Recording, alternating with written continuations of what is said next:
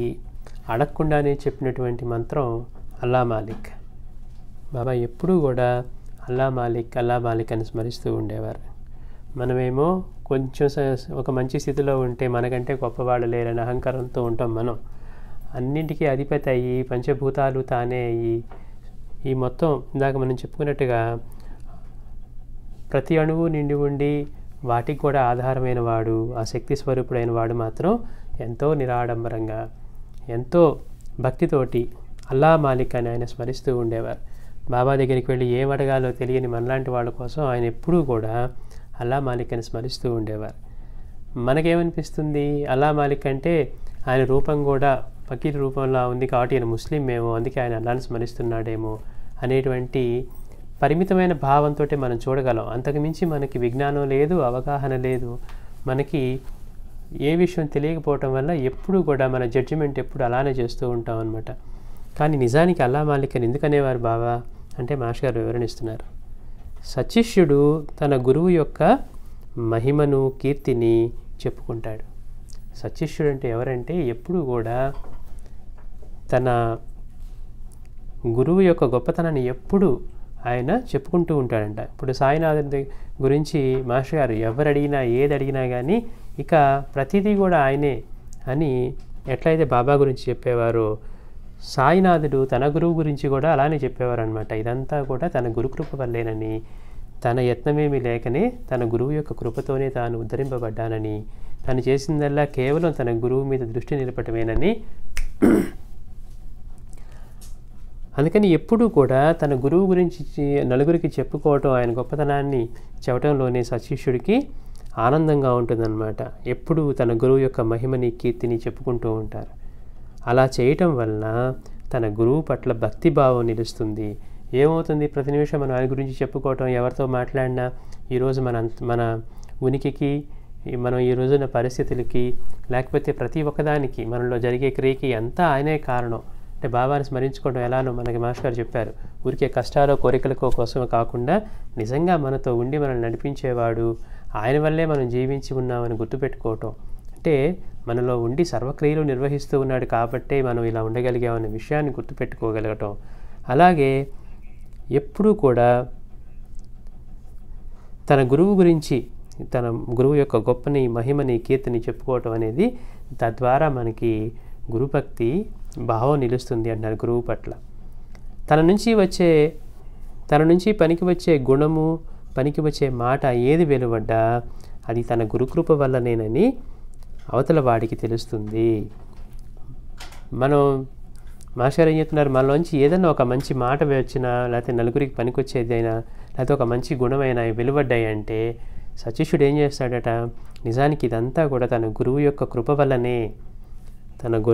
కృప వల్లనే అని చెప్పి తెలియచేసుకుంటారంట. అంతే తప్పించి మనం ఏదైనా సాధించుకుంటే మనమే సాధించుకున్నాం, మనలో ఒక్క క్రియను కూడా మనం నిర్వహించుకోలేని వాళ్ళు నిజంగా మనమే ఏం సాధిస్తాం, అది మనకి ఎప్పుడు గుర్తుండదు. ఏదో జరిగిపోతుంది, తింటున్నాం, పెడుతున్నాం, దేహం అదే నిర్వహించుకుంటూ ఉంది. ఏదో ఇబ్బంది వస్తే డాక్టర్ దగ్గరికి వెళ్తున్నాం తప్పించి ఇంకా లోపల గురించి మనకు ఒక్క ముక్క కూడా తెలియదు. ప్రాణం అంటే ఏంటి, ఆత్మ అంటే ఏంటి, ఇదంతా ఎలా నడుస్తూ ఉంది, అసలు మాట ఎలా మాట్లాడగలుగుతున్నాం, ఏం జరిగితే ఒక మాట బయటికి రాగలదు, ఎన్ని సహాయం చేస్తే ఈ మాట వస్తుంది, మన అన్నిటికీ న్యాచురల్ అయిపోయింది అనమాట. ప్రతిదాన్ని మనం గ్రాంటెడ్గా కళ్ళుంటే కనపడతాయి, చెవులుంటే వినపడతాయనే కానీ ఈ క్రియ ఎలా జరుగుతుంది అనేది మనకి ఎప్పుడు మన దృష్టిలో పోదన్నమాట. అందుకని అంటే ఎందుకు చెప్పుకుంటున్నాం, మనలోంచి ఏది వెలువడ్డా, ఒక్క మంచి గుణమైనా మంచి మాట అయినా పనికి వచ్చేది ఏది కానీ వచ్చినా కానీ అదంతా మనకి మన గురువు యొక్క కృప అని తెలుపుకుంటామట. పైగా నా గురువు యొక్క చలువ వల్ల, వారి ఆశీస్సుల వల్ల మాత్రమే ఇది వచ్చిందని చెప్పారు. చూడండి, నేను ప్రయత్నం చేసి నేను సాధించుకున్నాను, లేదా నా గురువుని మెప్పించానని ఎక్కడా చెప్పలేదు. కేవలం నా దృష్టి అంతా ఆయన మీద పెట్టాను. ఎందుకని అలా పెట్టకపోతే తట్టుకోలేని స్థితి అనమాట. అంటే గురువు యొక్క సాన్నిధ్యం ఎలా ఉంటుంది, మన మనస్సుని లాగేసుకుంటుంది. మనం దైవ మనుషు రూపమైన అధ్యాయం చెప్పుకుంటుంది కూడా అదే. ఆయన రూపం ఎంత మనోహరంగానో ఉంటుంది. ఎప్పుడెప్పుడు ఇంటికి వెళ్ళిపోదాం అనుకునే భక్తులకి సైతం ఆయన ఒక్కసారి ప్రసన్నంగా చూసి నవ్వితే ఆ నవ్వు కోసం, ఆయన యొక్క ఆ యోగ దృష్టి కోసం సంవత్సరాల తరబడి అక్కడ పడి ఉండవచ్చు అనిపిస్తుందని కపార్తే చెప్పాడు. అంటే ఎప్పుడెప్పుడు అతను ఎంతో రజోగుణంతో ఉండి ఎప్పుడు మళ్ళీ సంపాదనలోకి వెళ్ళాలా, ఎప్పుడు మళ్ళీ తన లగ్జూరియస్ లైఫ్ గడపాలా అనుకున్న వాడికి కూడా కేవలం ఆయన దృష్టి, కృపా దృష్టి వీళ్ళ మీద ఉంటే దానికోసం అక్కడే వేచి ఉండొచ్చు అన్నారు. అట్లా బాబా ఏమంటున్నారు, నేను చేసింది ఏమీ లేదు, నేను ఏ సాధన లేకనే నా గురువు యొక్క కృప వల్ల ఇదంతా నాకు సిద్ధించింది, నేను చెప్తున్నాను అనేది కూడా అనరట. అది సత్యశిష్యుని లక్షణం. అది చెప్తున్నారు మాస్టర్ గారు మనకి. అంటే అల్లా మాలిక్ అని చెప్పడంలో బాబా ఇన్ని విషయాలు తెలియజేస్తున్నారు. మనకి నిజమైన ప్రభువు భగవంతుడే. మనం అల్లా మాలిక్ స్థానంలో మనకి సాయి మాస్టర్ గారు ఇట్లా మన గురువులు ఎవరైతే మనం ఉన్నారో ఆయన గురించి మనం నిరంతరం స్మరించడం వల్ల మనలో వెలువడే ఏ విషయమైనా, ఒక్క సద్విషయమైనా వెలువడుతూ ఉందంటే అందులో మన ప్రమేయం ఏం లేదు, ఆయన ఆశ్రయించిన తర్వాత ఆయన దయ వల్ల మనలో జరుగుతున్నది అని గుర్తుపెట్టుకొని అహంకరించకుండా ఈ మొత్తం కూడా నిజానికి భగవంతుడి ఆదేశానుసారం ప్రకృతి శక్తుల చేత నిర్వహించబడుతుందే. నిజానికి మనం అనుకునే ఈ శరీరం, మనసు కూడా మనది కాదు అంటున్నారు. మనలో ఎప్పుడు ఉండే ఈ నేను అన్న ఒక్క చైతన్యమే కానీ ఈ శరీరమే నేను అని అనుకుంటున్నాం, అది కూడా మనది కాదు అంటున్నారు. ఇవి కూడా ప్రకృతి శక్తుల వల్ల ఏర్పడినవే ఈ మొత్తం కూడా అని మనకి మాస్టర్ గారు తెలియజేస్తూ ఉన్నారు. అందుకని ఎప్పుడు కూడా గుర్తుపెట్టుకోవాల్సింది అల్లా మాలిక్ నిజానికి ప్రభువే, ఆయనే ప్రభువు, ఆయన భగవంతుడే నిజానికి యజమాని అని బాబా తెలియజేస్తున్నారు. మాస్టర్ గారు అంటారు, మనకి వెళ్ళాము ఒక గురువు దగ్గరికి, ఒక గొప్ప మహాత్ముడి దగ్గరికి, మనకి ఆధ్యాత్మిక చింతన ఉంటే గురువుని అడుగుతాం, వెళ్ళి బాబా లేకపోతే స్వామి నాకు ఇలా కావాలి, ఇది చేయాలనుకుంటున్నాను, నా వల్ల కావట్లేదు, ఏం చేయమంటారని. మనకు అటువంటి స్ఫురణే లేదు, మనం ఎలా ఉండాలో కూడా తెలియదు. గొప్పవాడు అనుకొని వెళ్ళాం, ఏదో కష్టాన్ని కోరికలో తీర్చుకుంటున్నాం, కానీ అంతకుమించి మనం ఏం అడగలేని స్థితిలో ఉన్న వాళ్ళ కోసం ఆయన పూర్ణ సిద్ధుడయ్యి భగవంతుడి స్వరూపం అయ్యుండి కూడా ఆయన మాత్రం మన కోసం అడగటం చేత కాని వాళ్ళ కోసం అల్లా మాలిక్, అల్లా మాలిక్, ఇది ఎప్పుడు దృష్టిలో గుర్తుపెట్టుకో అని చెప్పి బాబా తెలియజేస్తూ ఉండేవారు. అంటే అల్లా మాలిక్ అన్న దానికి అంత అద్భుతమైన వివరణ ఇచ్చారు మాస్టర్ గారు.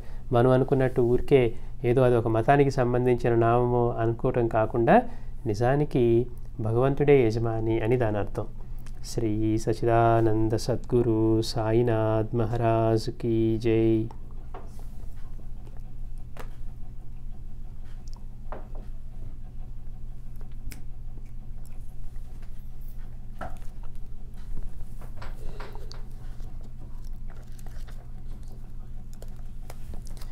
దైవ మానుష రూపేణ అంటే ఎంత అద్భుతమైన జీవన విధానం మనం సాయి గురించి తెలుసుకుంటూ ఉన్నాం. ఎంత అద్భుతంగా భగవంతుడు ఎప్పుడు మానవ రూపం నుంచి వచ్చినా కానీ ఆ రూపం ఎంత సమ్మోహనపరిచేదిగా ఉండేదో మనం చెప్పుకున్నాం. శ్రీరాముడి రూపం పురుషుల్ని కూడా సమ్మోహనపరిచేదట. కృష్ణుని చూసి సర్వజీవులు తమను తామే మరిచేవట. మాస్టర్ గారు అంటారు, కృష్ణుడు ఎట్లా భగవంతుడు ఇంతమంది ఆ యుద్ధంలో ఇంతమంది చావుకు కారణమయ్యాడు, అర్జునుడు యుద్ధం వద్దు వెళ్ళిపోతామన్నా కానీ మళ్ళీ ఆయనకి గీతను ఉపదేశించి కర్తవ్యాన్ని బోధించి ధర్మాన్ని ఉపదేశించి ఆయన ద్వేషంతో కాకుండా అధర్మాన్ని ధర్మంతో ఎదుర్కోవాలన్న దానికి ఆయన ఎలా చెప్పారు. తెలియని వాళ్ళకి, అజ్ఞానులకి, మనలాంటి వాళ్ళకి ఆయన కృష్ణుడు ఎట్లా దేవుడు అయ్యాడు, ఇంతమంది మరణానికి కారణమయ్యాడు అంటే మాస్టర్ గారు చెప్పారు, వాళ్ళందరూ కూడా ఆయన యొక్క కృపాదృష్టి ముక్తి పొందిన వాళ్ళేనట. ఆయన యొక్క రూపాన్ని వాటిని చూస్తూ వాటి యుద్ధానికి పేరుకు చేస్తున్నారే కానీ వాళ్ళ దృష్టి అంతా ఆయన మీదే ఉందంట. మనకి ధర్మశాస్త్రంలో చెప్పబడి ఉంది, పోయేటప్పుడు దేన్ని స్మరిస్తూ పోతారో, దేని మీద దృష్టి పెట్టిపోతారో అది సిద్ధిస్తుందని.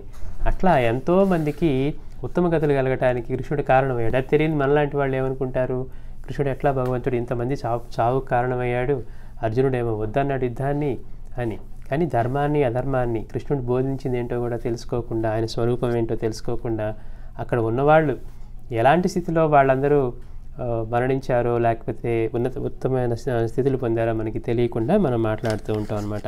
అంటే భగవంతుడు ఎప్పుడు అవతరించినా, మానవ రూపం ధరించి వచ్చినా కానీ ఆయన రూపం అంత అద్భుతంగా, అంత ఆకర్షితంగా, రాముడు చూడటానికి మహర్షులు కూడా పరిగెత్తుకుంటూ వచ్చేవారట. అంటే అంత అద్భుతమైన రూపం ఆయనది. అందుకనే భక్తులు బాబా దగ్గరకు వచ్చి ఆయన్ని చూస్తూ కన్నార్పకుండా చూసేవారట. ఏముంది మరి ఆయన ఏమైనా శంకుచక్రాలు ధరించి ఉన్నాడా, లేకపోతే 4 చేతులతో కనపడుతూ ఉన్నాడా, లేకపోతే పట్టు పీతాంబరాలు ధరించి ఉన్నాడా, సింహాసనాల మీద కూర్చొని ఉన్నాడా? బాబా ఎక్కడ కూర్చొని ఉన్నారు? ఒక గోని పట్టా మీద కూర్చొని పాడుబడిన మసీదులో, మోకాల్లో గుంటలున్న మసీదులో కూర్చొని ఉండి ఆయన ఎప్పుడు ధునిని చూస్తూ కూర్చొని ఉంటే అక్కడికి వచ్చి బాబాను చూస్తూ వీళ్ళు వాళ్ళని మర్చిపోయి ఆయన్ని కన్నార్పకుండా చూస్తూ ఉంటే బాబాను అనేవారట, రే పిచ్చివాడు అలా చూస్తావేంటి అని. అంటే దేని మీద నిలవని మనస్సు సద్గురువు మీద నిలుస్తుంది. మనందరికీ కూడా అటువంటి గురువు యొక్క సన్నిధి దొరకాలని మనం తత్స్వామిని ప్రార్థిద్దాం. ఎందుకంటే జీవితంలో ఏవైనా లభించవచ్చు, కానీ ఒక మహాత్ముడి యొక్క సన్నిధి దర్శనం లభించడం ఎంతో కష్టం అంటారు. అది లభించినప్పుడే మనకి తెలుస్తుంది మనం చెప్పుకునే ఈ విషయాలకి అర్థం.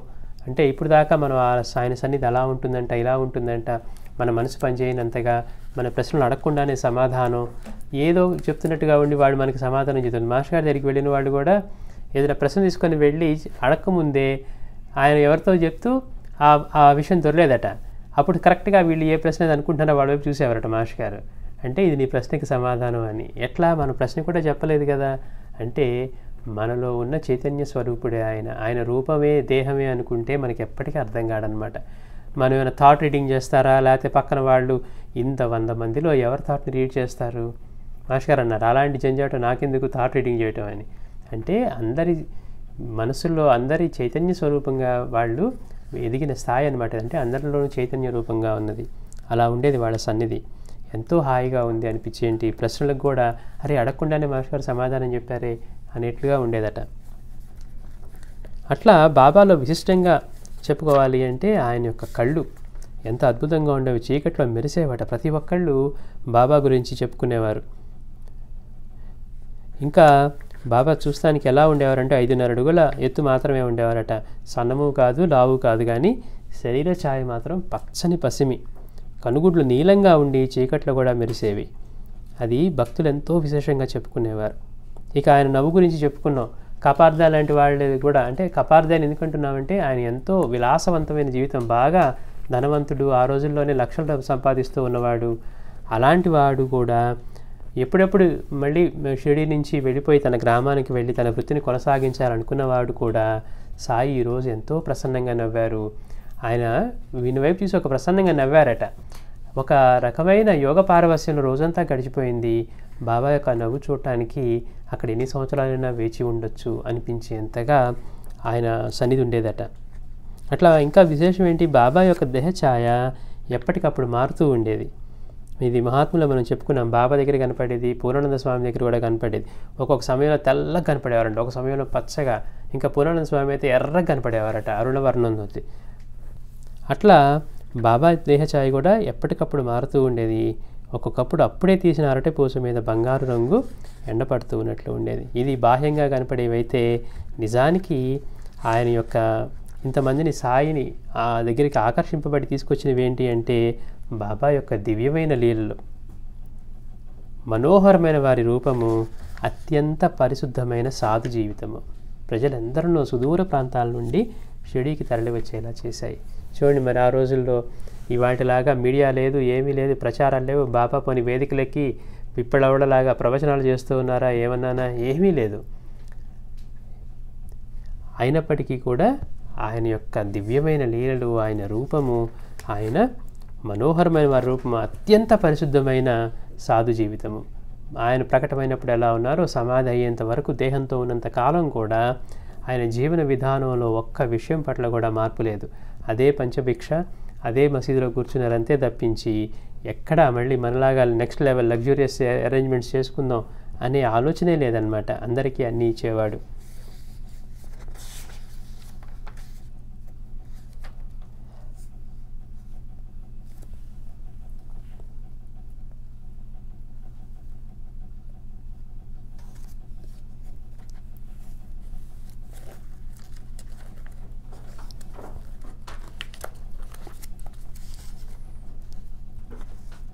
మాస్టర్ గారు అంటారు, తనకున్నదంతా సర్వులకి ఇచ్చేసి తను వారి ప్రేమపై జీవించే భిక్షువుగా మాత్రమే ఉండగలిగిన వాడు నిజానికి భగవంతుడే, త్రిమూర్తి స్వరూపుడైన దత్తాత్రేయుడే అంటున్నారు.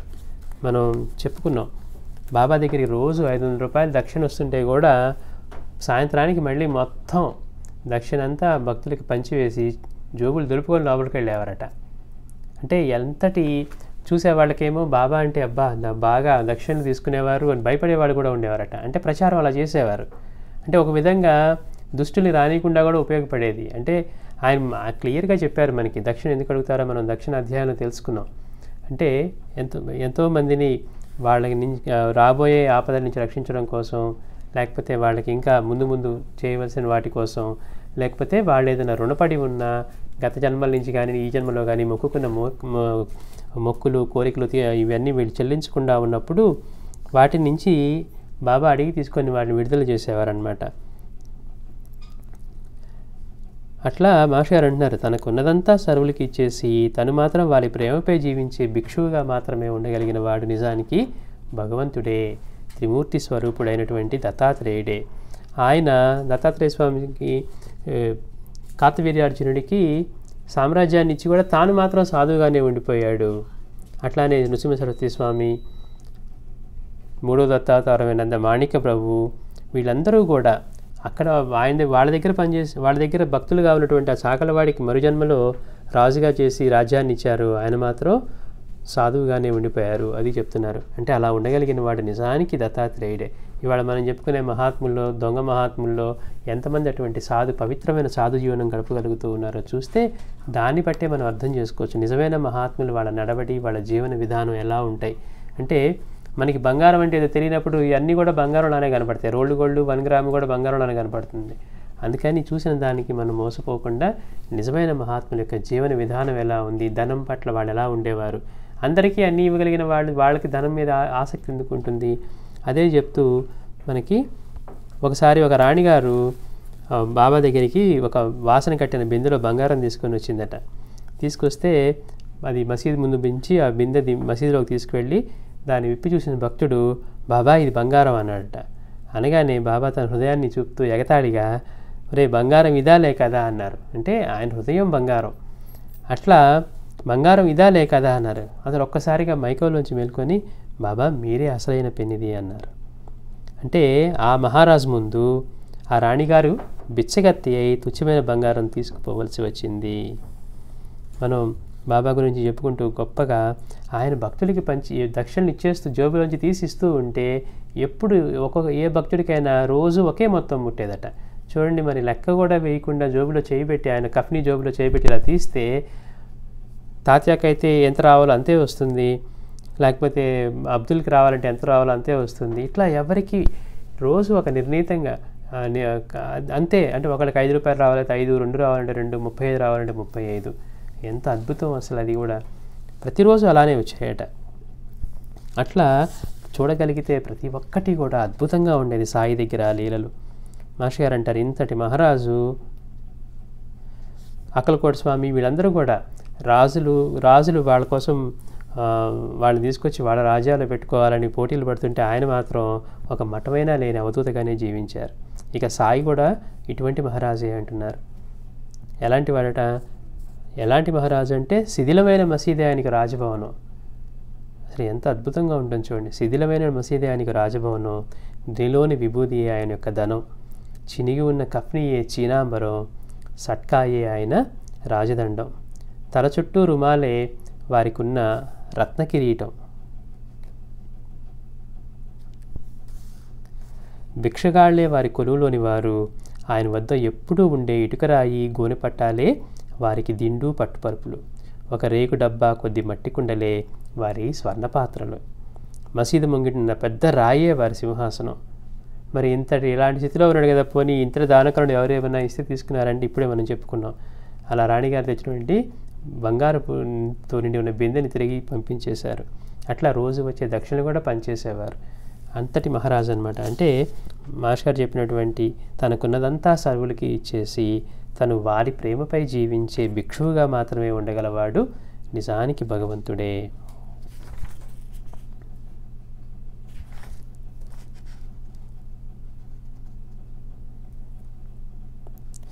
ఇక రాత్రిపూట భక్తులందరూ భోజనానికి వెళ్ళిన తర్వాత 9 గంటల ప్రాంతంలో తాత్యా తెచ్చిన రొట్టెలు తీసుకొని బాబా అతనికి 35 రూపాయలు ఇచ్చేవారట. చూడండి ఎంత పెద్ద మొత్తం అది. తాత్యాకి 35 రూపాయలు ఇచ్చేవారు. ఈ వివరం అతడే ఇలా చెప్పాడు. రోజు రాత్రి పాలు బెల్లంతో పాటు రొట్టెలు కానీ సంకటి ముద్ద కానీ తీసుకువెళ్ళి బాబా ముందుంచేవాడిని. ఆయన కొంచెం తిని నా నోట్లో పెట్టి ఆ పాత్ర దూరంగా పెట్టగానే దానిని కోండ్యా ప్రసాదంగా తీసుకునేవారు. తర్వాత అతడు కొన్ని కిళీలు సిద్ధం చేసేవారు. బాబాకి పాన్ అంటే బాగా ఇష్టం, అందుకని బాబా కోసం కొన్ని కిళీలు సిద్ధం చేసేవాడట. సాయి వాటిలో కొన్ని తిని మిగిలినవి భక్తులకు విసిరేసేవారు. వాటిని భక్తులు ప్రసాదంగా తీసుకునేవారు. బాబాకు తాంబూలం అంటే ఎంతో ఇష్టం. అందుకే ఒక భక్తుడు ఇంట్లో పూజ చేసి తాంబూలం మర్చిపోయి మసీదుకి రాగానే, ఇందాక పూజ చేసావు బాగానే ఉంది కానీ తాంబూలం ఇవ్వడం మర్చిపోయావని అడిగి మరీ చెప్తారనమాట. అట్లా బాబాకి తాంబూలం అంటే ఎంతో ఇష్టం. రాత్రి పగలు కూడా వేసుకునేవారు. కొంతకాలం తర్వాత వాటిని రాధాకృష్ణ ఆయి సిద్ధం చేసేది. అవి తిన్నాక బాబా ఎక్కువగా మంచినీరు త్రాగేవారు. అప్పుడు పౌళింపు సేవ అంటే సేజ్ ఆరతి జరిగేది. భక్తులు తుకారాం, జ్ఞానేశ్వర్ల ఆరతి పాడుతూ ఉంటే బాబా శ్రద్ధగా చేతులు జోడించి నమస్కరించేవారు. చూడండి ఎంత అద్భుతమో. బాబాకి ఆరతి చేస్తూ ఉంటే బాబా ఎంత భక్తితో వినయంగా కూర్చునేవారట. ఆయన చేతులు జోడించి శ్రద్ధగా నమస్కరించి కూర్చునేవారట. భక్తులు తుకారాము, జ్ఞానేశ్వరుల ఆరతి పాడుతూ ఉంటే బాబా శ్రద్ధగా చేతులు జోడించి నమస్కరించేవారు. అంటే రాత్రి 9 తర్వాత బాబా భోజనం అయిన తర్వాత ఈ శేష హారతి జరిగేది, రాత్రి హారతి. అప్పుడు బాబా ఎంతో శ్రద్ధగా చేతులు జోడించి నమస్కరించేవారు. హారతి అవగానే బాబా పడుకునేవారు.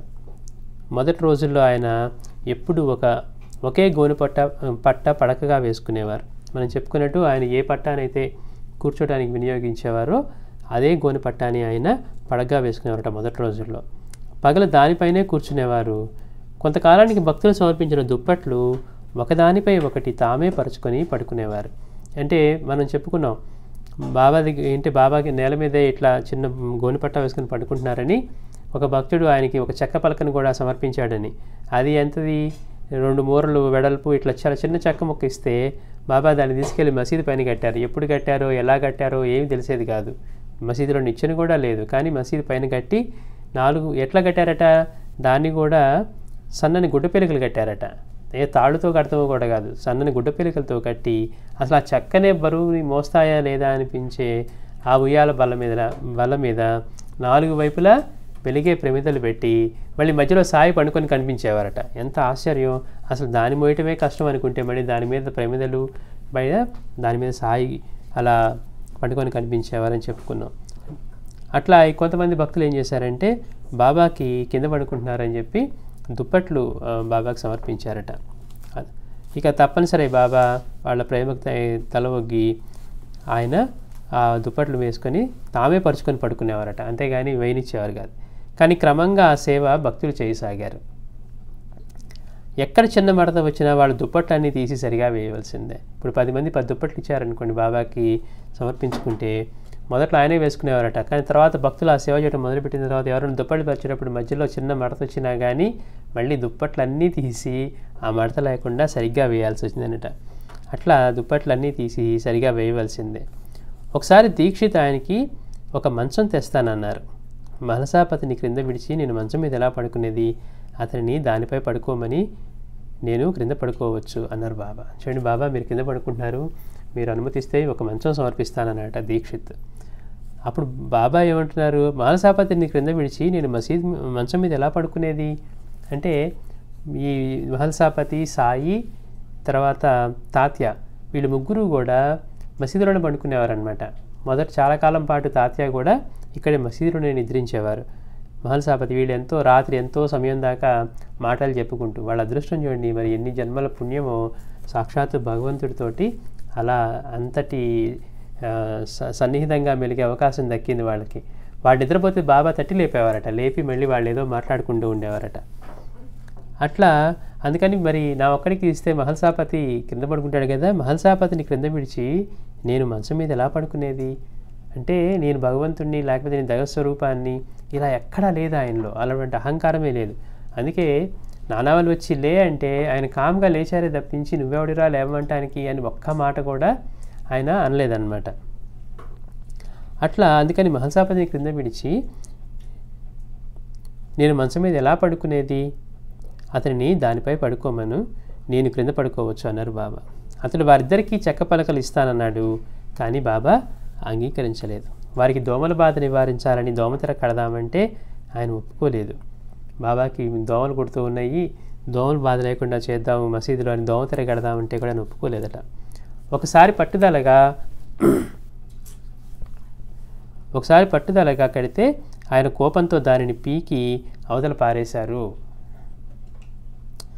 బాబా ఒకసారి పట్టుదలగా కడితే ఆయన కోపంతో దాన్ని పీకి అవతల పారేశారు. ఇలానే తీవ్రమైన వేసవిలో ఆయనకు చల్లదనం ఇవ్వాలని భక్తులు మసీదు ముంగిలి నీటితో తడిపేవారు. అంటే బాబా మరి అటువంటి మసీదులో ఉన్నారు, ఆయనకి దోమల బాధ ఉంది, లేకపోతే ఎండాకాలం బాగా వేడిగా ఉంటుంది, చలికాలంలో చలి తీవ్రంగా ఉంటుంది. మహారాష్ట్రలో వేసవి కాలము అట్లాగే చలికాలం కూడా రెండూ తీవ్రంగా ఉంటాయి అన్నమాట. అందుకని భక్తులు అరేంజ్మెంట్స్ చేస్తుంటే ఆయన ఒప్పుకునేవారు కాదు. ఎండాకాలం ఏం చేసేవారు, ఈ మసీదు ముంగిలంతా నీటితో తడిపేవారట ఆయనకి చల్లదనం ఇవ్వాలని. కానీ సాయి ఏం చేసేవారు, ధునిలో ఎక్కువ కట్టెలు వేసి వేడిమి పెంచి దాని దగ్గర కూర్చునేవారు. అంటే చూడండి, ఎక్కడ సుఖాలకి ఎక్కడా కూడా అవకాశం ఇవ్వాల. ఎండలో బాగా ఎండగా ఉంది, వేడిగా ఉంది అనుకుంటే మసీదుని ఇంకా ధునిలో ఎక్కువ ఇవేసి కొంచెం మంటని పెంచి ఆయన దాని దగ్గర కూర్చునేవారట. అలాగే చలికాలంలో ఆయనకు మంచు సోకకుండా మసీదు ముందు భాగానికి రాత్రి సమయంలో భక్తులు దట్టమైన గుడ్డ వేలాడి తీశారు. అంటే ఒక కట్టన్ లాగా గట్టిది ఒకటి కట్టారనమాట మసీదు ముందర, లోపలికి చల్లడిగాలు రాకుండా కడితే బాబా దాన్ని చూసి ఎగతాళిగా, అవునవును మీరంతా కూడా నన్ను ఇలా కాపాడకపోతే ఏమైపోతాను అని ఎగతాళిగా అన్నారంట. అంటే వీళ్ళు చేసే సేవకి బాబా ఎగతాళిగా అంటూ ఉన్నారు, అవునవును మీరంతా నన్ను ఇలా కాపాడకపోతే నేనేమైపోతాను అని. వెంటనే గంభీరంగా, మీరు నన్నేమి కాపాడగలరు, నేనే మీ అందరినీ కాపాడుతాను అనేవారు. అట్లా మసీదులో బాబాతో పాటు తాత్యా మహల్సాపతి కూడా ఉండేవారు. ఇప్పుడు మనం చెప్పుకున్నట్టుగా బాబా రాత్రిపూట వీళ్ళిద్దరూ, మహల్సాపతి అను ఈ తాత్యా, వీళ్ళిద్దరూ కూడా. మహల్సాపతి బాబాకి పాదాలు ఒత్తేవాడు. అతనికి నిద్ర తూగితే ఆయన తట్టి లేపేవారు. చూడండి, అసలు మనమేమో ఇక్కడ 8 గంటలు నిద్రపోవాలి, 9 గంటలు నిద్రపోవాలి, 10 గంటలు నిద్రపోవాలంట అని చెప్తూ ఉంటారు మరి రెస్ట్ కావాలంటే. అలా చూసుకుంటే సగం జీవితం మనకి నిద్రలోనే గడిచిపోతుంది. మనం జీవితానికి వచ్చింది నిద్రపోవడానికా లేకపోతే ఏదన్నా సాధించడానికా మనకే తెలీదు. అందుకని ఇతను నిద్రపోతే బాబా తట్టి లేపేవారట. అతని రాత్రి లఘుశంకకు కూడా బయటకు పోనివ్వక మసీదు నుండి దిగితే చచ్చిపోతావు జాగ్రత్త అనేవారు. అంటే బాబా చూడండి ఎట్లా చెప్పేవారు, అతని రాత్రి లఘుశంకకు కూడా బయటకు పోనివ్వక మసీదు నుండి దిగితే చచ్చిపోతావు జాగ్రత్త అని. ఈ ముగ్గురు కూడా బాబా, మహల్సాపతి, తాత్యా, ఈ ముగ్గురు వారి తలలు తూర్పు, పడమర, ఉత్తర దిక్కులకు పెట్టుకొని మసీదు మధ్యలో పాదాలు కలిసేలా పడుకొని ఎంతోసేపు మాట్లాడుకునేవారు. ఆ దృశ్యాన్ని ఊహించుకుంటేనే అద్భుతంగా ఉంది. సాయితో పాటు వాళ్ళిద్దరూ కూడా అలా రాత్రంతా కూడా బాబా సన్నిధిలో వాళ్ళు ముగ్గురు పాదాలు కలిసేలా మధ్యలో ఒకళ్ళు ఉత్తరానికి ఒకళ్ళు తూర్పు పడమర ఇలా పెట్టుకొని, వారిలో ఎవరికి నిద్ర తూగినా రెండో వారితో కలిసి సాయి అతన్ని అటు ఇటు ఊపి అతని తల, వీపు, కాళ్ళు నొక్కి నిద్రలేపేవారు. ఇలా 14 సంవత్సరాల పాటు తాత్యా మసీదులోనే నిద్రించాడు. తాత్యా కూడా ఇట్లానే 14 సంవత్సరాల పాటు బాబా దగ్గర మసీదులోనే నిద్రించాడట. అతడి తండ్రి మరణించాక మాత్రమే ఇంట్లో పడుకునేవాడు. అది కూడా బాబా అతన్ని నువ్వు ఇంట్లో పండుకోమని చెప్పిన తర్వాత. అతడు ఈ విషయం గురించి ఇలా చెప్పాడు, నేను మహల్సాపతి బాబా మసీదులో పడుకునేవాళ్ళం. అప్పుడు రాత్రి 9:30 గంటలు అయ్యేది. కొద్దిసేపటికి మహల్సాపతి లేచి ప్రమిదల్లో నూనె వేసి ఒత్తులు సవరించి బాబా రొట్టెలు పెట్టుకునే కుండ మీద మూత పెట్టి దునిలో కట్టెలు వేసేవాడు. నేను పగలంతా కష్టం చేయడం వల్ల నా ఒళ్ళు నొప్పులుగా ఉంటుందని గమనించి నాకు నిద్ర పట్టాక మహల్సాపతితో కలిసి నా ఒళ్ళు, కాళ్ళు, చేతులు పిసికేవారు. అసలు ఎంతటి మనకి ఆశ్చర్యం వేసింది. అంతటి పరమాత్మ స్వరూపం ఇంతమంది చేత సాక్షాత్తు భగవంతుడిగా పూజింపబడుతూ ఉన్నటువంటి సాయినాథుడు, ఆయన ఎంత అసలు మనం ఊహించడానికి కూడా సాధ్యం కాని సింపుల్ లైఫ్. అసలు ఊహించండి, మనం ఇప్పుడు ఒకసారి మనం ఇక్కడి నుంచి ఇండియా వెళ్తేనే మనకి అక్కడ మనం ఇన్నాళ్ళు గడిపొచ్చిన ఇల్లు కూడా మనకి ఫెసిలిటీస్ తక్కువ అనిపిస్తాయి. అలా ఉంటుంది మన స్థాయి. సాయినాథుడి దగ్గరికి వచ్చేసరికి అన్నీ ఉండి కూడా ఎంతటి సింపుల్ లైఫ్ అంటే మనం అసలు ఇది సాధ్యమేనా అనిపించేంత సింపుల్గా ఉంటుందన్నమాట. అట్లా బాబా చూడండి, ఈ తాత్యాకి బాగా పాపం ఈ పొలం పనులు వీళ్ళు చేసేవారు కాబట్టి హార్డ్ వర్క్, అతనికి బాగా ఒళ్ళంతా నొప్పులుగా ఉంటుందని మహల్సాపతితో కలిసి ఇతను నిద్రవించిన తర్వాత అతనికి ఒళ్ళు, కాళ్ళు, చేతులు పిసికేవారట. అంటే భక్తుడికి సేవ చేయటం. ఇదంతా ఎందువల్ల, మహల్సాపతి తాత్యా యొక్క తల్లి సాయిని సొంత సోదరుడిగా ఎంతో సేవ చేసింది. ఆయనకి నివేదించకుండా తాను భోజనం చేయకూడదని నియమంగా పెట్టుకొని మొదట్లో బాబా చిట్టడవుల్లో తిరుగుతూ ఉన్నా కానీ ఆయన కోసం వెతికి ఆయనకి నివేదన చేసిన తర్వాత ఆయన ధ్యానంలో ఉంటే బిడ్డకి తినిపించినట్టు తినిపించిన తర్వాతే వచ్చేదట. అట్లా తాత్యాని బాబాని కూడా ఇద్దరిని తమ బిడ్డలాగే చూసుకునేవాడు అంత ప్రేమగా. అందుకనే సాయి తాత్యాని కూడా తన మనోరూపంగా చూసుకున్నారు. ఒకే ఆత్మ 2 దేహాలుగా జీవించారు. మనం కాలానికి కవల్లో చెప్పుకున్నాం అనమాట. ఎందుకు తన నిర్ణయాన్ని మార్చుకున్నారు బాబా అనేవి ఇవంతా కూడా. అట్లా అతని మీద అట్లా అంతటి ప్రేమ ఉండేది బాబాకి. అంటే బాబా ఇలా సేవ చేస్తూ ఉంటే నాకు ఎంతో బాధ అనిపించేది. అలా చేస్తే నేను మసీదుకే రానని బెదిరించి ఒకసారి నేను 10-12 రోజులు వెళ్ళలేదు. బాబా నేను నిద్రపోయిన తర్వాత మీరు 2 పనులు చేస్తున్నారు, కాళ్ళు నొక్కటం ఒళ్ళు నొక్కటం, ఇవన్నీ నాకేం బాగాలేదు, ఇది నాకు ఎంతో బాధగా ఉంది, నేను రాను అని చెప్పిన ఆయన చేస్తూ ఉన్నారని ఒకసారి బాబా మీద అలిగి 10-12 రోజులు మసీదుకే వెళ్ళలేదట. బాబా బాధపడి దూరాన పెడుతున్న నన్ను కేక వేశారు. అంటే ఇతను మసీదుకి రాకపోయేసరికి బాబా బాధపడి అతన్ని కేక వేసి పిలిపించారు. ఆయనతో నాకు ఎట్టి సంబంధము లేదని సైగలతో తెలిపి వెళ్ళిపోయేవాడిని. అంటే మహాత్ములు ఏ స్థాయిలో ఉన్నా కానీ మళ్ళీ నార్మల్ ఇవి బాబాలో కనపడే విశేషం అదే అనమాట. మాస్టర్ గారు అంటారు, ఒకే సమయంలో విశ్వమంతా నిండి ప్రతి అణువులోనూ ప్రతి జీవిలోనూ ప్రతి దానిలో నిండి ఉన్న స్వరూపంగా ఉంటూనే మళ్ళీ మనలాంటి వాళ్ళతో ఒక సామాన్య రూపంలో ఉన్నారా అంటే ఇలాంటి మహాత్ముడు ఇంటి గడప మీద ఉన్నలాంటి వాళ్ళు అని చెప్తారు మాస్టర్. అందుకే అలా మనం ఇంటి గడప దగ్గర ఉన్నప్పుడు లోపల కనపడుతుంది, బయటకు కనపడుతుంది. ఆ గడప దాటి బయటకు వచ్చామా మనకి వీధే కనపడుతుంది, లోపల ఇంట్లో కనపడదు. అదే ఇంటి లోపలికి అడుగు వేసామనుకోండి, ఇంటి లోపల మాత్రమే ఉంటాం, బయటది ఏం చదువుతుందో కనపడదు. సాయినాథుడు లాంటి వాళ్ళు ఆ గడప మీద ఉన్న మహాత్ములు లాంటి వాళ్ళు అంటారు మాస్టర్ గారు. అంటే ఒకే సమయంలో 2 స్థితులని తమలో ఇముడ్చుకున్న వాళ్ళు. మిగిలిన మహాత్ములైతే 1 నిమిషాలు ధ్యానం చేసో కళ్ళు మూసుకొనో ఇది జరగబోతున్నాను అది జరగబోతుందని చెప్తారు. కానీ సాయి ఇక్కడ వీళ్ళతో కొన్ని వందల మందితో భక్తులతో మాట్లాడుతూనే అదే సమయంలో మనం చెప్పుకున్నట్టు ఎక్కడో రష్యా జపాన్ యుద్ధంలో నౌక మునిగిపోతూ ఉంటే తన భక్తుడు చేసిన ప్రార్థనని మన్నించి మళ్ళీ ఆ భక్తుడిని కాపాడటము, లేకపోతే నానా చందోర్కర్ ఆ గుట్ట దగ్గరికి వెళ్ళినప్పుడు ఎండకి తాళలేక పడిపోయి దాహం కోసం ప్రాణం నిలుస్తుందో లేదని బాబాని ప్రార్థిస్తున్న సమయంలో ఇక్కడ కూర్చొని దాహం రా అంటూ మళ్ళీ భక్తులతో మాట్లాడుతూనే బాబాకి దాహం కాపాలనుకుని భక్తులు తెచ్చిచ్చిన ఆయన పట్టించుకోకుండా మళ్ళీ తర్వాత 2-3 రోజుల నానా వచ్చి బాబా మీరు ఆ రోజు రక్షించకపోతే నేను ఇలా ఉండేవాడిని కాదు అని తెలియజేసేంత వరకు భక్తులకు అర్థమయ్యేది కాదు. అంటే ఒకే సమయంలో ఈ దేహంగా ఉంటూ అదే సమయంలో విశ్వ చైతన్యంగా ఆయన లీలలన్నీ అనుభవం అవుతూ ఉండేవన్నమాట.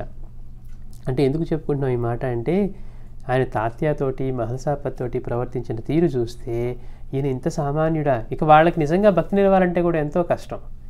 మనల్ని దూరంగా పెడితేనే మనం ఇదిగా ఉంటుంది, కానీ మనకి అతి చనువు ఇచ్చారనుకోండి ఈయన మనలాంటి వాడే. మాస్టర్ గారి దగ్గర అందరూ అలానే మోసపోయారు. 99% ఆయన్ని పరమాత్మ స్వరూపంగా గుర్తించిన వాళ్ళు ఎంతో అరుదనమాట. ఇప్పుడు అందరూ బాధపడతారు, అయ్యో అంతటి మహాత్ముడు మాతో నడిస్తే ఆయన ఏదో గొప్ప సాయి భక్తులు అనుకున్నామే కానీ ఆయన సాక్షాత్తు పరమాత్మ స్వరూపం ఇలాంటి సిద్ధి పొందిన వాడని మాకు తెలియదు అన్నారు. అంటే అంతటి మహాత్ముడై ఉండి ఎంతో నిరాడంబరంగా సామాన్యుల్లోకి సామాన్యుల్లాగా మాట్లాడేటప్పుడు ఆయన ఆంతర్యం అంతా సాయి నిండి ఉన్నా మళ్ళీ మనతో మాట్లాడేటప్పుడు మన ఇంట్లో ప్రతి వాళ్ళ గురించి అడుగుతూ అట్లాంటి ప్రేమను చూపిస్తూ ఉంటే ఈయన కూడా మనలాంటి వాడేనేమో అనిపించేంత సామాన్యంగా, అంటే యాక్సెసిబిలిటీ అలా ఉండేది. చూసే వాళ్ళకి అలా భక్తి నిలవడం కూడా కష్టమే అనిపిస్తుంది. ఇప్పుడు సాయి దగ్గర కూడా ఆయన కాళ్ళు నొక్కేవారు, అతనికి భక్తుడికి అంటే ఈ కష్టానికి ఒళ్ళంతా అలసిపోయి ఉంటుందని ఇలా చేయటం చూస్తే తాత్యాకి భక్తి నిలవాలన్న కష్టం. అతని అదృష్టం కొద్దీ అటువంటి భక్తి ఉంది కాబట్టి బాబా మీద అన్నారు, బాబా మీరు ఇలా చేస్తూ ఉంటే నాకు ఎంతో బాధగా ఉంది, నేను రాను అని. అంటే మనలాంటి వాళ్ళకైతే అది భక్తి నిలవటం కూడా కష్టం. అంటే మహాత్ముడు దూరంగా పెట్టి ఇప్పుడు కూడాలాగా ఏమీ లేని వాళ్ళు చేస్తారు చూడండి, పాద నమస్కారానికి ₹1,00,000 లేకపోతే విశిష్ట సేవకి అంతా ఇంత అని పెడితే మనకి దానివల్ల భయం భక్తి కలుగుతాయి. కానీ అంతటి పరమాత్మ స్వరూపం ఇంత సింపుల్గా ఉండి భక్తులకే సేవ చేసే స్థాయిలో ఉంటే ఆయన మహాత్ముడికి నిలవటం కూడా కష్టమవుతుందన్నమాట.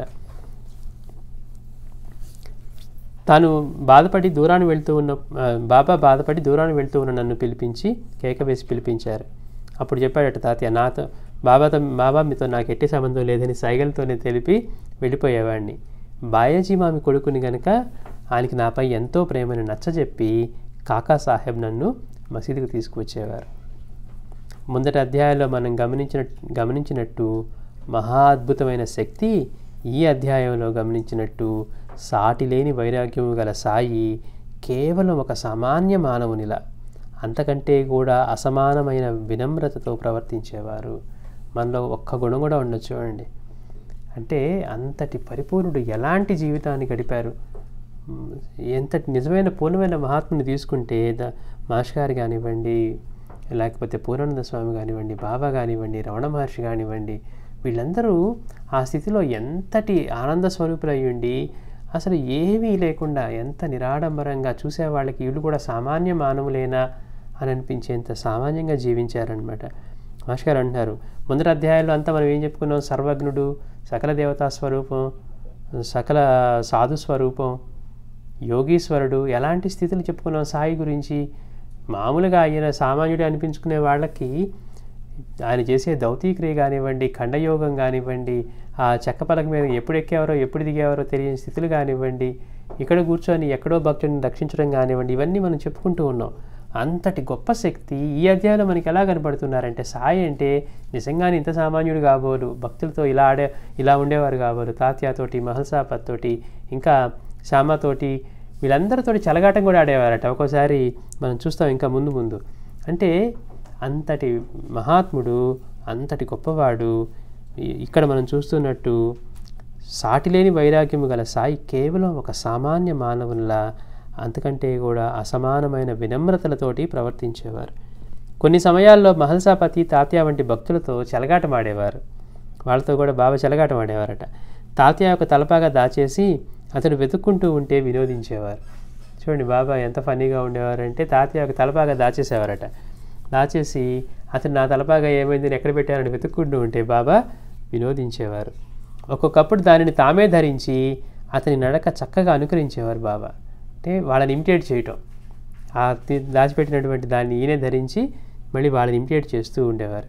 తాత్యా కూడా సాయిని ప్రేమగా మామ అని పిలిచేవాడు. అంటే వాళ్ళ అమ్మగారైన ఈ బాయజీ మామి సాయిని తన సోదరుడిగా చూసుకుంది. అందుకని అంటే ఆ భావంతో ఆయన్ని గౌరవంగా పూజించిందనమాట. అందుకని చిన్నవాడు కదా, ఇతను చిన్నప్పటి నుంచి బాబాతో ఉండే ఆ చనువు వల్ల బాబాని మామాని ఎంతో ప్రేమగా పిలిచేవారంట. వారిద్దరూ కూడా నిజంగా మామా మేనరుల్లా మసలుకునేవారని ప్రధాన్ చెప్పాడు. అలానే మసీదులో ఆ ఇద్దరే ఉన్నప్పుడు బాబా మహల్సాపతి కాళ్ళు పిసికి అతడు వారిస్తే, పర్వాలేదులే, మన ఇద్దరం ఒక్కటే, అందరూ నన్ను గొప్పవాడు అనుకుంటారు కానీ అది నిజం కాదు, నేను నీలాంటి వాడిని అనేవారు. ఇది ఇంకా తారాస్థాయి అన్నమాట. మనం చెప్పుకున్నటువంటి తాత్యాకి ఇలా చేస్తూ ఉన్నారనుకుంటేనే అంతటి సామాన్యంగా అనిపించింది. ఇక మహల్సాపతి బాబా వీళ్ళిద్దరు కూడా ఒక్కరే ఉన్నప్పుడు బాబా ఏం చేసేవారట, మహల్సాపతి కాళ్ళు పిసికి అతడు వారిస్తే బాబా అంటున్నారు, పర్వాలేదులే, మన ఇద్దరము ఒక్కటే, అందరూ నన్ను గొప్పవాడు అనుకుంటారు కానీ అది నిజం కాదు, నేను నీలాంటి వాడినే అనేవారు. మనమేమో ఐడెంటిటీ క్రైసిస్తో తపన పడుతూ ఉంటాం. పక్కన వాళ్ళు మనల్ని మెచ్చుకోవాలి, పక్కన వాళ్ళ గుర్తింపు పొందాలి. మన జీవితం అంతా తెలియకుండా చేసే ప్రతి పనిలోనూ గుర్తింపు కావాలని మనం కోరుకుంటూ ఉంటాం. ఇన్ని చేస్తూ ఉన్నా, ఇన్ని సేవలు చేస్తున్నా భగవంతుడి గుర్తింపు పొందాలని మాత్రం మనకి అనిపించదు. ఎందుకని ఒక్కసారిగా తెలియదు కాబట్టి జనాల నుంచి గుర్తింపు కోసం మనం తపన పడుతూ ఉంటాం. కానీ సాయి దగ్గరికి వచ్చేసరికి ఆయన ఏమంటున్నారు, వీళ్ళందరూ నన్ను గొప్పవాడు అనుకుంటారు కానీ నేను కూడా మీలాగా సామాన్యుడినే అని ఆయన అంతా వినమ్రంగా చెప్తూ ఉన్నారు, నిరాడంబరంగా, అంతటి వైరాగ్యంతో. నేను నీలాంటి వాడిని అనేవారు. అట్లా తాత్య కూడా ఇలానే చెప్పాడు. ఒకనాడు బాబా అకస్మాత్తుగా నా పాదాలు తాకారు. నాకెంతో బాధ అనిపించింది. అంటే నిద్రపోయేటప్పుడు ఆయన కాళ్ళు, శరీరం ఇవంతా బాబా కాళ్ళు పిసికేవారని చెప్పుకున్నాం. కానీ అందువల్ల అతను బాధపడి మసీదుకి కూడా రావడం మానేస్తే మళ్ళీ బాబానే పిలిపించారని చెప్పుకున్నాం. కానీ ఒక్కోసారి సడన్గా బాబా ఏం చేసేవారట, ఈ తాత్య పాదాలు తాకేవారట. నాకెంతో బాధ అనిపించింది, మీరు ఇలా చేయవచ్చా అన్నాను. మరి వీళ్ళేమో సాక్షాత్తు ఆయన భగవంతుడని ఆయన పూజిస్తూ ఉంటే అంతటి భగవంతుడు వీళ్ళ పాదాలు తాకేసరికి వాళ్ళకి ఎంతో బాధ అనిపించి తాత్యాకి, సాయి మీరు ఇలా చేయవచ్చా అన్నాను. నోర్మయ్, నీకేం తెలుసు అని చేతులు విడిపించుకొని మరలా నా పాదాలు తాకి నమస్కరించి జయదేవా జయదేవా అన్నారు. అంటే అంతటా నిండి ఉన్న ఆయన అందరిలోని పరమాత్మ స్వరూపాన్ని దర్శించేవాడు కాబట్టే ఆ పని చేయగలడనమాట. అందుకని మళ్ళీ బాబాని, బాబా మీరు ఇలా చేయవచ్చా, నా పాదాలు తాకారు, నాకు ఎంతో బాధగా ఉందంటే బాబా అనేవారట, నోర్మీ నీకేం తెలుసు అని చేతులు విడిపించుకొని మరి మరలా నా పాదాలు తాకి నమస్కరించి జయదేవా జయదేవా అన్నారు. ఇటువంటి చనువు వల్లనే సన్నిహిత భక్తులు అప్పుడప్పుడు ఆయన మాటకి ఇవ్వవలసిన విలువ ఇవ్వలేక కష్టాలకు గురి అవుతుండేవారు. ఇప్పుడు మనం చెప్పుకున్నాం, ఇలాంటి జరుగుతూ ఉంటే ఆయన మహాగణుల భావం నిలుపుకోవడం ఎంత కష్టమో చూడండి.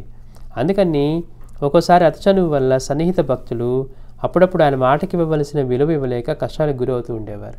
మొన్న చెప్పుకున్నాం మనం, ఆయన మసీదు ఈ షిరిడీలో మసూచి, ప్లేగు ఇటువంటివి రాబోతూ ఉన్నాయి, నేను ఆ పిండిని తీసుకొని ఇక్కడ వీళ్ళని వదిలేయమని చెప్పి పిండిని మసీదు అంటున్నాను అక్కడ వెళ్ళి చలిరమ్మంటే కూడా కొంతమంది ఏం చేశారు, దాన్ని ఎందుకు అక్కడ చలితే ఏమవుతుంది చెప్పి మూట కట్టుకొని ఇంటికి తీసుకెళ్లారు. అంటే అతి చనువు వల్ల ఏమవుతుందంటే మనం మహాత్ముల దగ్గర ఉన్నా కానీ అతి చనువు ఏర్పడుతూ ఉంది. అతి చనువు వల్ల భక్తులు ఆయన మాటలకి ఇవ్వవలసినటువంటి విలువ ఇవ్వలేక, అంటే చెప్పిన పని చేయటంలో కానివ్వండి వాటిలో ఇవ్వలేక కష్టాలకు గురి అవుతుండేవారు.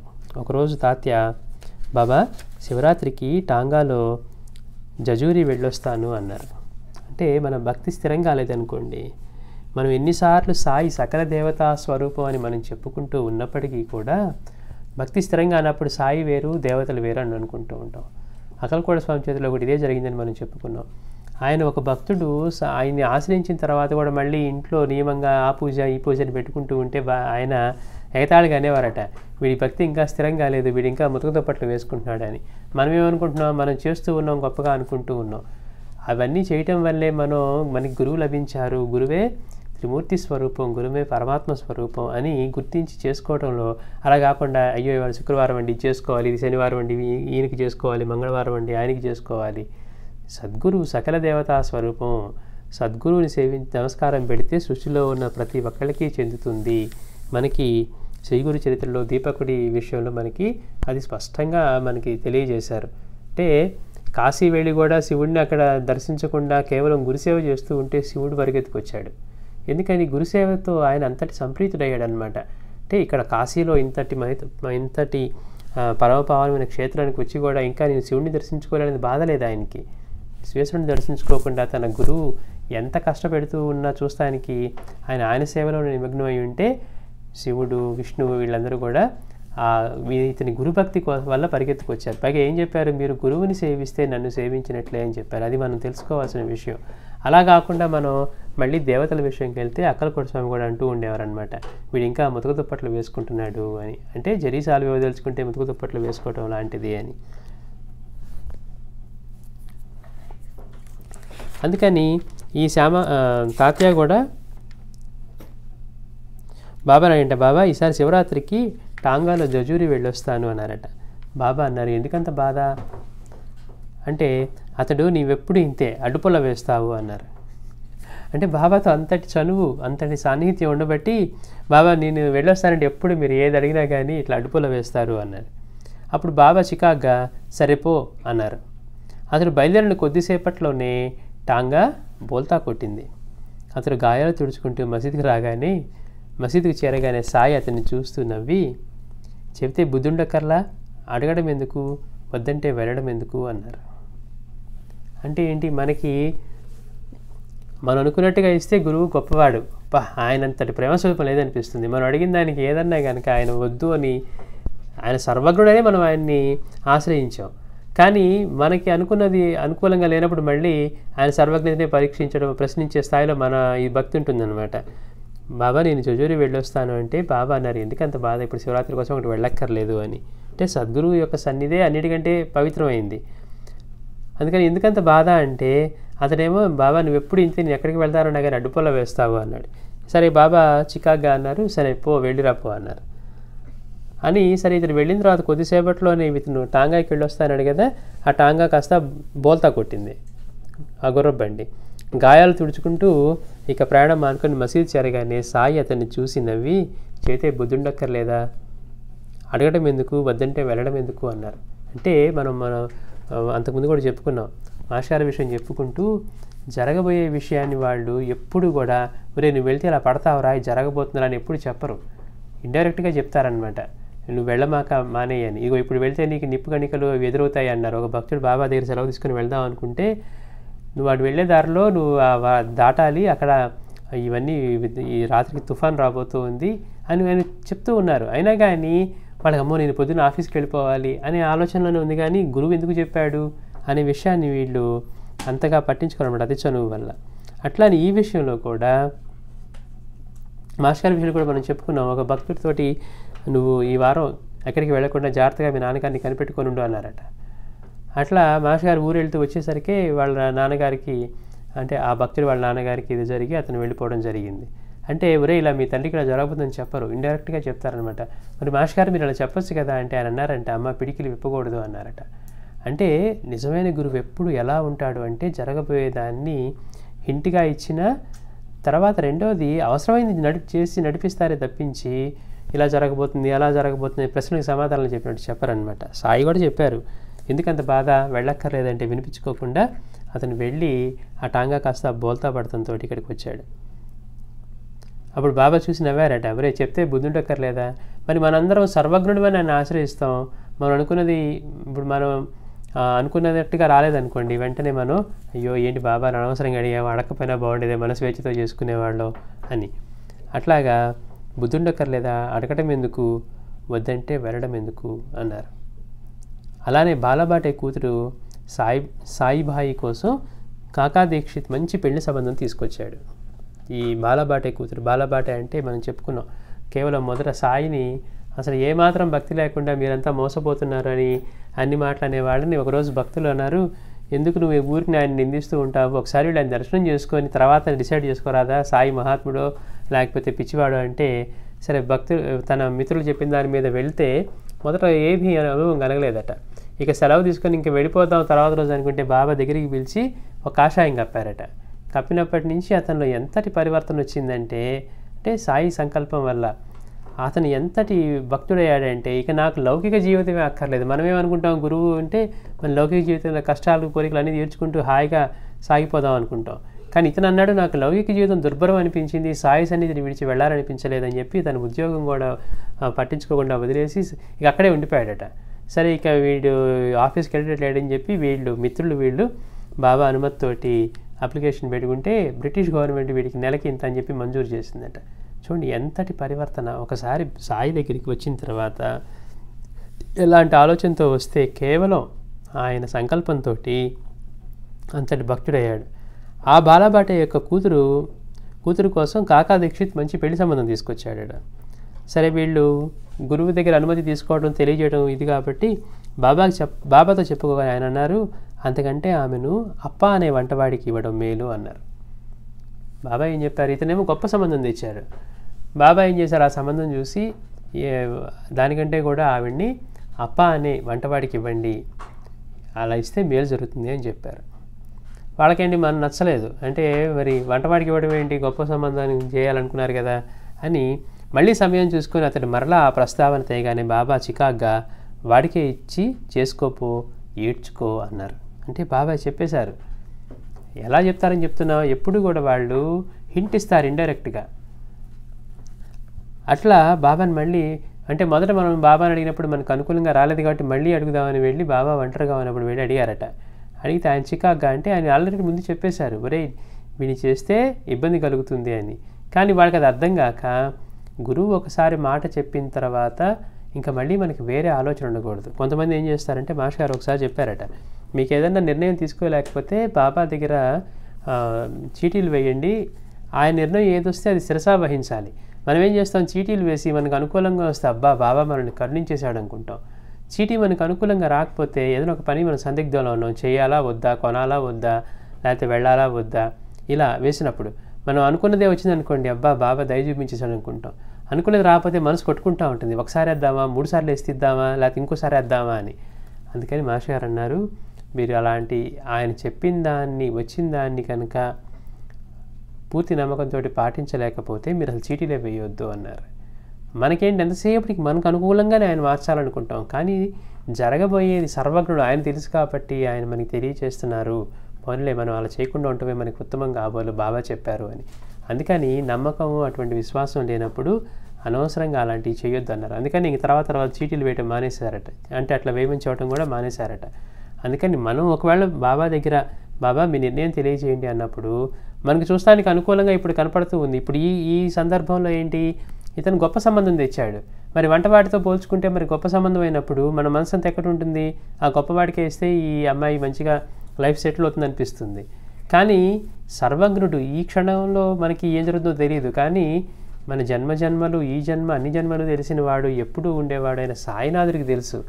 అందుకని బాబా చెప్పినా కానీ దాన్ని గ్రహించలేక, ఎందుకని మనం మనసులో స్థిరపడిపోయాం, వాడికి ఇచ్చి చేసుకుంటే బాగుంటుంది, వాడు కొంచెం డబ్బున్నవాడో ఆస్తిపరుడో లేకపోతే ఉద్యోగం ఉన్నవాడో అట్లా మంచి సంబంధం కాబట్టి. అందుకని మళ్ళీ వెళ్ళి బాబాని అడిగితే బాబా ఈసారి చికాకు పడ్డారట. చికాకు పడి ఏమన్నారు, వాడికే ఇచ్చి చేసుకో వాడికే ఇచ్చి చేసుకోపో అని మళ్ళీ ఏడ్చుకో అన్నారు. అంటే చేసుకో ఏడ్చుకో నువ్వే, నాకెందుకు అన్నారు. అంటే వాడు బాబా చెప్పిన మాట వినలేదు కదా. సరే ఇక బాబా అనుమతి ఇచ్చేశారు అనుకున్నాడు. అనుకొని బాలాబాటే వీళ్ళు ఆ అమ్మాయికి వివాహం చేస్తే తీరా వివాహం జరిపించాక 6 మాసాల్లో ఆ యువకుడు మరణించాడు. మరి సర్వజ్ఞుడని ఆయన్ని ఆశ్రయించి, సర్వసముద్రుడని ఆయన ఆశ్రయించి అంతకాలం బాబా దగ్గర ఉండి కూడా ఆయన మాటని అతి చనువు వల్ల కానివ్వండి, లేకపోతే మనకి ఇష్టమైంది చెప్పలేదని కానీ మనం ఆయన గౌరవించే పరిస్థితులు లేకపోతే అంతటి మహాత్ముడు మనకి తెలియజేస్తున్నా మనం పొందేది ఏమీ లేదు. అందుకని ఇక్కడ ఏమైంది, బాబా చెప్పారు, ఒరే ఇంతకంటే అప్ప అనే వంటవాడికి ఇచ్చుకో మేలవుతుంది అంటే వినకుండా బాబా అని చెప్పి మళ్ళీ ఆ ముందు సంబంధమే చూపిస్తే బాబా చికాకు పడి, అంటే వీడు చెప్పిన మాట వినే స్థాయిలో లేదని అర్థమైపోయింది. అందుకని నీ సూచనడు చేసుకో, నువ్వు ఏడ్చుకో అన్నారు. అట్లాగే 6 మాసాలకే వీళ్ళు గొప్ప సంబంధం అనుకొని ఎవరికైతే ఇచ్చి పెళ్లి చేశారో ఆ యువకుడు మరణించాడు. ఆ వార్త వినగానే భక్తులతో బాబా అన్నారట, ప్రతివాడు బాబా నీకు తెలియంది ఏమున్నది అంటాడే కానీ చెప్పినట్టు విని చచ్చేవాడే ఎవడూ లేరు అన్నారట. అంటే బాబా మీరు సర్వసమర్థులు, సర్వజ్ఞులు, మీకు త్రికాలజ్ఞులు, ఎప్పుడు ఏం జరగబోతుంది అన్నీ తెలుసు అనేవాడే తప్పించి చెప్పినట్టు చేసి చచ్చేవాడే లేడు అన్నారట. చూడండి అదే మాట చెప్పారు మాస్టర్ గారు. ప్రతివాడు బాబా నీకు తెలియంది ఏముంది అనేవారే కానీ చెప్పినట్టు విని చచ్చేవాడు ఎవడూ లేరు అన్నారు.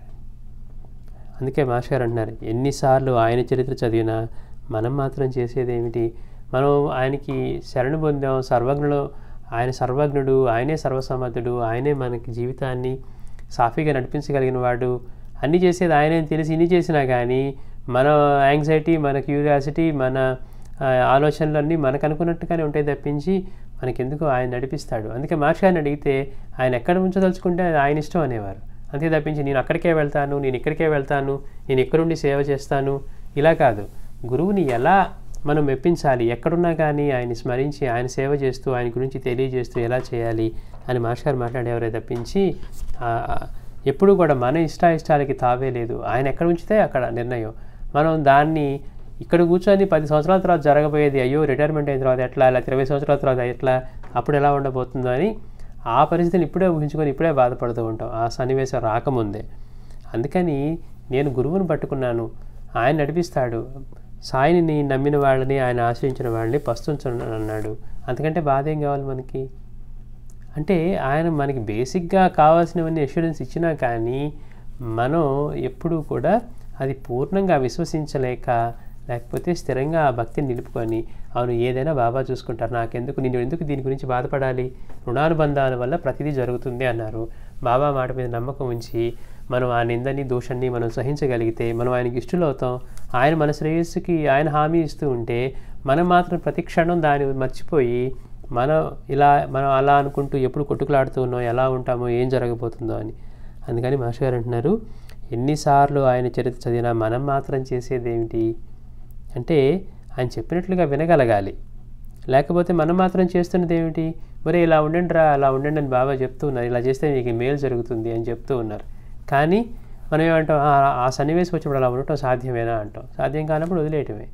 అంటే దాన్ని పొందాలనుకున్నప్పుడు ఎంత తీవ్రమైన ప్రయత్నం చేసైనా దాన్ని గుర్తుపెట్టుకుంటూ చేయగలగాలి. అట్లా ఎన్నిసార్లు ఆయన చరిత్ర చదివినా మనం మాత్రం చేసేదేమిటి. అట్లా బాబా వైఖరిలో వేదాంతము, చమత్కారము ఈ రెండూ కూడా మేళవిస్తూ ఉండేవి. ఒక గృహిణి తన భర్త ఇల్లు విడిచిపోయి 3 సంవత్సరాలైందని కన్నీటితో చెప్పుకుంది.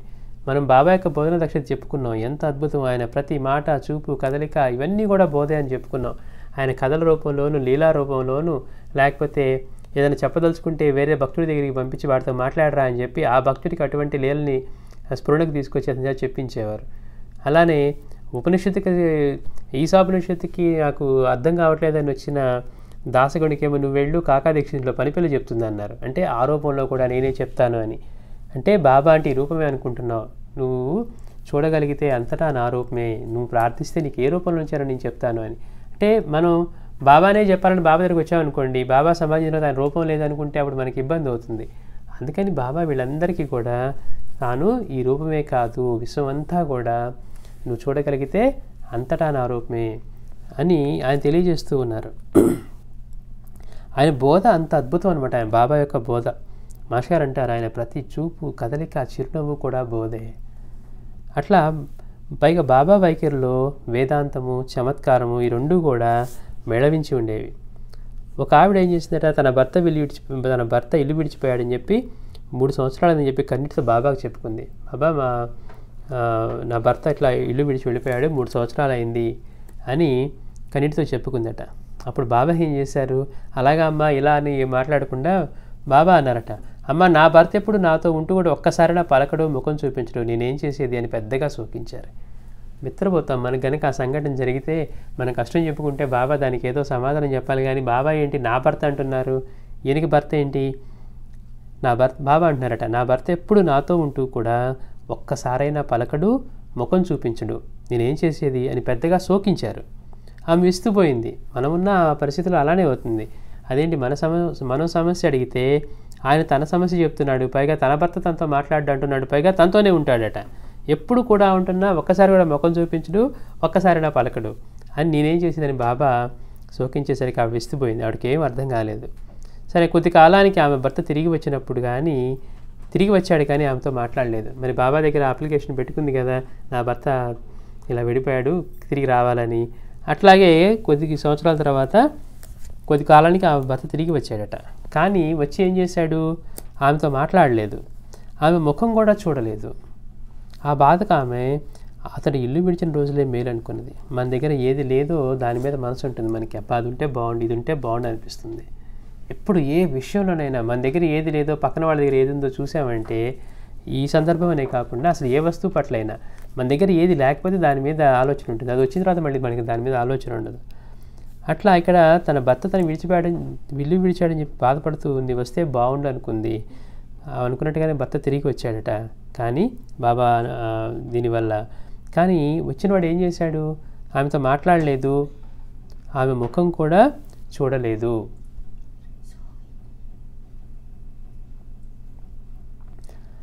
ఆ బాధకి ఏమనుకుంది ఆవిడ, అతడు ఇల్లు విడిచిన రోజులే మేలు అనుకున్నది. అంటే మరి దూరంగా ఉంటే విసిగించట్లేదు, పట్టించుకోలేదంటే సరే వెళ్ళిపోయాడు అనుకుంది. దగ్గరుండి కూడా మాట్లాడకుండా ఆవిడ పట్టించుకోకుండా ఉండేసరికి ఆవిడ అనుకుందట, అతడు ఇల్లు విడిచిన రోజులే మేలు అనుకున్నది. లేనప్పుడేమో వస్తే బాగుండు అనుకుంది. వచ్చి పట్టించుకుపోయేసరికి అతడు లేనప్పుడే హాయిగా ఉందనుకుందట. అతడు మౌనంగా ఉన్న రోజులే మేలు అనుకున్నది. కొంతకాలానికి అతడు చనిపోయాడు. ఆ తర్వాత ఆమె వేదాంత శ్రవణం చేస్తూ ఉంటే బాబా మాటలు అర్థమయ్యాయి. ఆవిడకి ఇప్పుడు అర్థం కాలేదు. కానీ తర్వాత కొంతకాలానికి ఆవిడ భర్త చనిపోయాడు. తర్వాత ఇంకా ఆవిడ ఇట్లా వేదాంత శ్రవణం చేస్తూ ఉంటే, ఎవరి దగ్గర ఇట్లా వేదాంతం గురించి వింటూ ఉంటే అప్పుడు బాబా మాటలు అర్థమయ్యాయట. ఏమని, పరమాత్మే అసలైన భర్త. బాబా అదే చెప్తుంది, నా భర్త ఎప్పుడు నాతోనే ఉంటాడు. మనలో ఉండి ఇంత నిర్వహించే పరమాత్మ ఉన్నాడని చెప్పినా కానీ మనకి ప్రతి క్షణం మనం అంటే నేను ఈ దేహం, నా ఆలోచనలు, నా కుటుంబం, నేను సంపాదించుకున్నవి, నేను చదువుకున్నవి, ఇవే వస్తాయి. మన అంటే మన చుట్టూ మనం సంపాదించుకున్నవి గుర్తొస్తాయి. కానీ మనం అంటే మనకేంటో మనకి తెలియదు అనమాట. అందుకే నీ గురించి చెప్పు అంటే, నేను అక్కడ పుట్టానండి, ఇక్కడ చదువుకున్నానండి, మరి ఎక్కడి నుంచి వచ్చావండి, ఎక్కడికి వెళ్ళిపోతావండి, అలాంటివి మనకి తెలియవు. నీలో ఉండి ఎవరు నిర్వహిస్తూ ఉన్నారండి, ఒక్క ముక్క కూడా అర్థం కాదు మనకి. అంటే అందరికీ అలానే జరుగుతుంది కదా, నాకు ప్రత్యేకత ఏముంది, మన చుట్టూ ఉన్నవాడు కూడా ఇదే అజ్ఞానంలో ఉన్నారు కదా, అందువల్ల మనకి నెట్టుకొస్తున్నాం. కానీ మన చుట్టూ కనుక అటువంటి తెలిసిన వాళ్ళు జ్ఞానంలో ఉంటే అప్పుడు మనం ఎంత అజ్ఞానంలో ఉన్నామో మనకు తెలుస్తుంది అనమాట. అందుకని బాబా చెప్పినటువంటి పరమాత్మే అసలైన భర్త అని అప్పుడు అర్థమైందట. అంటే ఎప్పుడు కూడా ఉంటాడు, ఎప్పుడు కూడా ఉంటున్నా కనిపించడు, మాట్లాడు. మనకి అటువంటి అనుభవం కలిగేంత వరకు కూడా మనలో నిత్య చైతన్యంగా ఉండే ఆ భగవంతుడు, సాయి, పరమాత్మ స్వరూపుడు మనలో ఎప్పుడూ మనతోటే ఉంటున్నా కానీ మనకి కనిపించడు, మాట్లాడు. మానవులు పాటుపడవలసింది నిజానికి ఆయన ఒక్కడి కోసమే. అంటే నిజంగా మనం తపన పడవలసింది. మనం ఏమనుకుంటున్నాము, మనలో ఈ రుణానుబంధాల వల్ల లేకపోతే ఈ జన్మ కర్మ వల్ల మనకి సంప్రాప్తించిన వాటిని ఈ జీవితంలో అవే శాశ్వతం అనుకొని వాటి కోసమే తపన పడుతూ ఉన్నాం. ఆవిడదే చేసింది, అదే ముఖ్యం అనుకొని నా భర్త రావట్లేదు నాకు ఇది బాబా అని చెప్పుకుంటే, కానీ నిజానికి మనతో ఎప్పుడూ ఉండే భర్త భగవంతుడు. ఆయన మనతో ఉండి కూడా మనకి కనిపించట్లేదు, మనతో మాట్లాడట్లేదు అని దాని పట్ల నిజంగా దిగులు పడి దానికోసం తపన పడాలట. అందుకని ఎప్పుడు కూడా ఉంటున్నా కనిపించడు, మాట్లాడు. మానవులు పాటుపడవలసింది నిజానికి ఆయన ఒక్కడి కోసమే అంటున్నారు మాస్టర్ గారు. అది అంటే మనం ఈ అధ్యాయంలో మాస్టర్ గారు చెప్పినట్టు అంతటి మహాద్భుతమైన శక్తి, అంతటి పరమాత్మ స్వరూపం, జ్ఞానస్వరూపం సర్వత్రా వ్యాపించి ఎక్కడ ఏ జీవిని బాధ పెట్టినా కానీ ఆయన నన్నే కట్టేశారు రహటాలో అని చెప్పగలిగేంతటి స్థితిలో ఉన్న సాయి మనకి సర్వసమర్థుడిగా, సర్వజ్ఞుడిగా, సకల దేవతా స్వరూపంగా, యోగీశ్వరుడిగా ఇంత అద్భుతమైన సాయి అత్యంత నిరాడంబరంగా, అత్యంత సామాన్యంగా, సామాన్యంలోకి సామాన్యం, మన వల్ల కాదు, మనం సామాన్యులు మనం అనుకుంటాం కానీ మనం అంత సామాన్య స్థితిలో మనం ఉండం. తన సేవకుడికి ఆయన పాద నమస్కారం చేసి జయదేవ జయదేవ అనే మాట అనగలగాలి అంటే నీకేం తెలుసు, నేనంతా గొప్పవాడు అనుకుంటారు కానీ నేను కూడా నీలాంటి వాడినే అని సౌమ్యంగా, అంత నిరాడంబరంగా, అంటే ఆయన చెప్పే అల్లా మాలిక్ అనేది ఆయన నోటితో మాటతో గాక ఆయన అనుభవంలో ఎంత ఇదిగా ఆచరణ పాటించేవారు అనేది మనకి తెలుస్తూ ఉందన్నమాట. అందుకే అంటారు మాస్టర్ గారు, అంతటి పవిత్రమైన సాధు జీవితము, అంతటి దివ్యమైన రూపము, వారి దివ్యమైన లీలలు, మనోహరమైన రూపము వాళ్ళందరినీ కూడా ఆయన దగ్గరికి ఆకర్షించేవి. రెండవది, గురువు దగ్గర మనం అతి చనువుగా ఉంటే ఏం కోల్పోతామో తెలుస్తూ ఉందన్నమాట. గురువు దగ్గర మనకి అతి చనువు ఉండకూడదు ఎప్పుడూ కూడా. అంటే ఆయన కూడా మనలాంటి వాడే అనిపిస్తుంది. మనకి దొరకలేదు కాబట్టి తెలియట్లేదు కానీ మాస్టర్ గారి దగ్గర నేను ఇప్పుడు వాళ్ళ భక్తుల గురించి మాస్టర్ గారిని సేవించుకున్న వాళ్ళ అనుభవాలు చదువుతూ ఉంటే అలానే ఉంటుందన్నమాట. వాళ్ళు అయ్యో ఇంతటి మహాత్ముడు మాతో నడిస్తే ఈయన సామాన్యుడు, లేకపోతే మామూలు మనలాంటి వాడే, ఏదో గొప్ప బాబా భక్తులు అనుకున్నాం కానీ ఆయన ఇంతటి పరమాత్మ స్వరూపమని, ఇంతమంది మహాత్ములు ఆయన్ని సాక్షాత్తు ఆయన దత్తాంశగా ఆయన కీర్తించారని, ఆయన సాయిబాబాకి ఆ పీఠాన్ని కీర్తించారని, ఆ విషయాలు ఇప్పుడు తలుచుకుంటూ ఉంటే వాళ్ళు ఆశ్చర్యపోతూ ఉంటారు. అంటే ఎంతటి అవకాశం లభించినా మనం సద్వినియోగం చేసుకోలేకపోయామని ఇప్పుడు బాధపడుతూ ఉంటారు. ఇప్పుడు మనం ఉదాహరణకి షిరిడి వెళ్ళామనుకోండి, మనకి షిరిడి కానీ ఏ దివ్యక్షేత్రమైనా మన దృష్టి అంతా సాయి మీదే ఉంటుంది. అబ్బా తొందరగా వెళ్ళాలి, తొందరగా హారతికి వెళ్ళాలి, తొందరగా దర్శనం చేసుకోవాలి, మళ్ళీ వెళ్ళి కొంచెంసేపు భోజనం చేసి మళ్ళీ పరిగెత్తుకుంటూ రావాలి, మళ్ళీ 4 హారతులు అటెండ్ అవ్వాలి షిరిడీలో ఉంటే, ఇలా ఉంటుంది. కానీ షిరిడీలోనే ఎప్పుడు కొబ్బరికాయలు అమ్ముకునేవాళ్ళు, మిఠాయి అమ్ముకునేవాళ్ళు అక్కడ ఎలా ఉంటారు, సాయి పక్కనే ఉన్నా కానీ ఇక్కడే ఉండేవాడే కదా అనే ఆలోచనతోటి, చనువు వల్ల కానివ్వండి, ఏమవుతుంది, వాడి దృష్టి అంతా వ్యాపారం మీదే ఉంటుంది. రోజుకి ఒక్కసారన్నా వెళ్ళి ఆయన దర్శనం చేసుకుని వద్దామని అనుకునే ఆలోచన కూడా ఉండదు, వాడికి సర్వసాధారణం అయిపోతుంది. అంటే గురువుకి మనం అతి చనువు వల్ల ఉంటే ఆయన ఎంతటి మాట చెప్పినా కానీ దాన్ని తేలిగ్గా తీసుకొని మనం మోసపోతూ ఉంటాం, అంటే నష్టపోతూ ఉంటాం అన్నమాట. అది మాస్టర్ గారు మనకి వివరిస్తూ ఉన్నారు. శ్రీ సచ్చిదానంద సద్గురు సాయినాథ్ మహారాజ్ కీ జై.